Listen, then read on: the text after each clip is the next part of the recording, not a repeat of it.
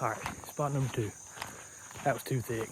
There's no way I could get through there. I think I heard maybe one pig, but that was too much struggle for cutting one track. We're gonna head on down here to another spot where I know some pigs have been. Funny thing, this is only my second ever pig only hunt, and I'm really trying to get it done with a recurve. Man, look at this guy. What a wonderful way to start the day. I'm so grateful the Lord lets me come out here and do this. You know, he tells us not to worship his creation. And I would think that that's something that I have to struggle and fight against. Making hunting, making time in the outdoors, making that an idol. It's something that I struggle with. So every time I come out here, I just have to tell myself how thankful I am that God has given us this, and it all just points to him. Let's see if we can stick a pig. You know, I don't know how I find myself in these situations.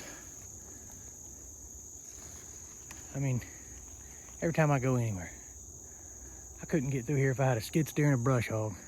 I walk miles through the nastiest, thickest, pig-looking swamp and see nothing. I cut no tracks. I see no pigs. I hear no pigs. I come out to the freaking manicured road. And look what we got. Look at all that. Look at all that. I don't know what I'm gonna do. I mean, look at all this. All the way up here on top. All the way up here on top by these food plots. The sunflowers. It's all eaten up. I don't understand why. I've always thought pigs like the swamp and the wet.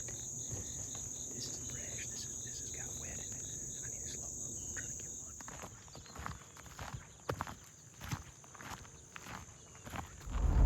one. All right, a little recap of the day.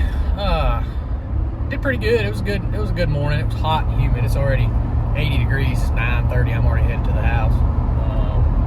I did a short little loop in some thickest, nastiest sumac, overgrown, blow down, swampy bottom that you've ever seen in your life. It was terrible. I didn't know how long I did, but man, it was rough. It was a short little hike, and once I saw daylight back towards the truck, I got up out of there and went back to find a new spot. Ended up walking another long stretch of road, doing about 3 miles in a loop, and saw some pig sign. I got into some fresher pig sign, nothing crazy.